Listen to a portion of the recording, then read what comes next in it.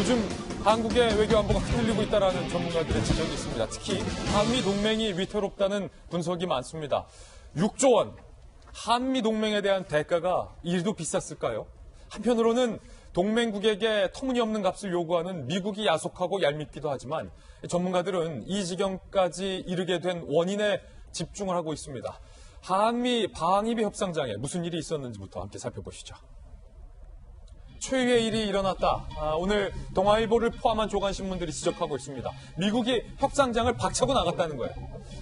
이 외교가에서 협상장을 박차고 나간다는 것은 상당히 이례적인 것이고 결례 중에 결례로도 볼 수 있는데 90분 만에 어찌됐든 방위비 협정이 결렬됐어요. 어제 한미가 방위비 분담금 특별협정회의 한 테이블에 마주 앉았습니다.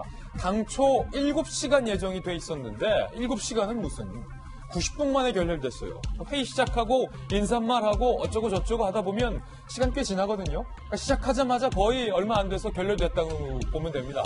미국이 박차고 나갔다는 거예요. 직후 양측은 니 탓 내 탓 유감 표명을 했습니다. 그런데 이렇게 방위비 회의가 결렬이 되고 결렬된 이후에 상대 탓을 하는 것은 1991년 방위비 협상 시작 이래 처음이라는 얘기도 오늘 나오고 있습니다. 자, 우리 측 정은보 대표는요, 미국 측이 먼저 이석했다. 말이 점잖지만 이석이지, 미국이 박차고 나갔다라고 얘기하고 있고, 미국도 부인하지 않습니다. 우리 요청에 부합하지 않는다. 재고의 시간을 주기 위해서 우리가 회담을 중단시켰다라고 얘기를 하고 있는 그런 상황입니다. 자, 안용환 의원님, 네. 18대 국회의원도 쭉 하셨고, 그 전에 KBS 방송 기자 하시면서 외교안보 이제 데스크까지 하셨잖아요.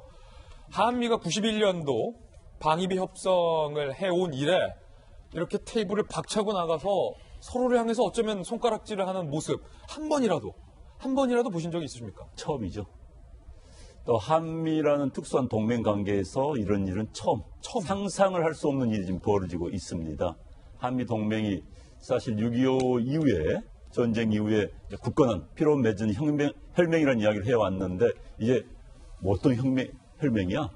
너네 비즈니스 관계 아니야? 이 상황이 돼버린 겁니다. 사실 이 상황은 이제 기본적으로 미국의 트럼프 대통령이라는 초유의 대통령이 나왔다는 사실 하나와 한국의 청와대에 한미 동맹을 굉장히 거북스러워하는 껄끄러워하는 사람들이 많이 있는 초유의 청와대가 맞물리다 보니까 이런 상황이 지금 펼쳐지겠다 저는 이렇게 생각이 들거든요. 특히 이제 지금 어제 미국 같은 경우는 미국의 입장은 전형적인 비즈니스 협상 태도로 나왔습니다. 네. 북한한테 배웠어요. 북한 애들이 저렇게 많이 합니다. 북한이 협상 딱 하면 먼저 깨고 나갑니다. 깨고 나가서 막 비난 설명을 해요. 북한의 전형적인 수법을 보니까 어제 트럼프가 김정은한테 배운 건지 모르겠습니다만은 아니 둘이 어울리더니 못된 것만 보일까? 지금 그 수법을 그대로 쓰고 있어요. 지금. 그래서 이제 물론 미국은 제시하고 다시 앉을 겁니다. 그러나 미국이 많이 양보할 것 같지는 않아요. 왜? 트럼프의 특별 지시를 받고 왔기 때문에. 게다가 이제 미국은요, 우리나라를 시범으로 이제 시작을 해가지고 내년에 독일하고 일본하고 방위비 분담금 협상이 있습니다. 여기서 밀리면은 거기서 많이 받아낼 수가 없거든요. 최대한 그런데 독일, 일본, 한국 가운데서 제일 약한 축이 한국입니다.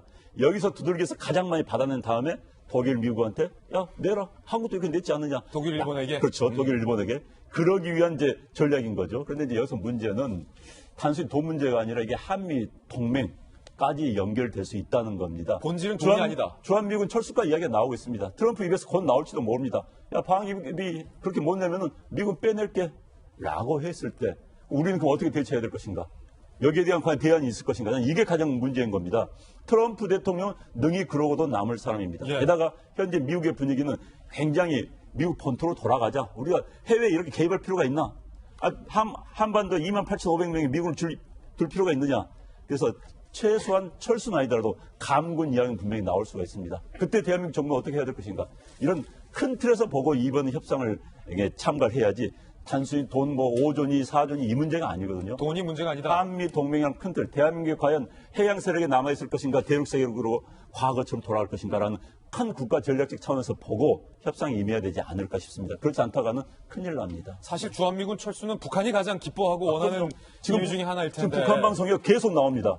방위비 협상 문제가 과거에는 이런 적이 없어요. 북한 방송이 계속 때립니다. 이런 말은 죄송하지만 이 방송 듣고 부안 내동한 사람들 광화문에 곧 나옵니다.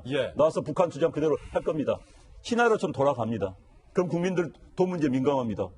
뭐 몇 조? 왜 우려줘야 돼? 이런 전원을 불러일으키기 위해서 굉장히 지금 심오한 전략과 북한과 미국, 한국이 엇갈린 가운데서 정신 제대로 차리지 않으면 또 당합니다. 네.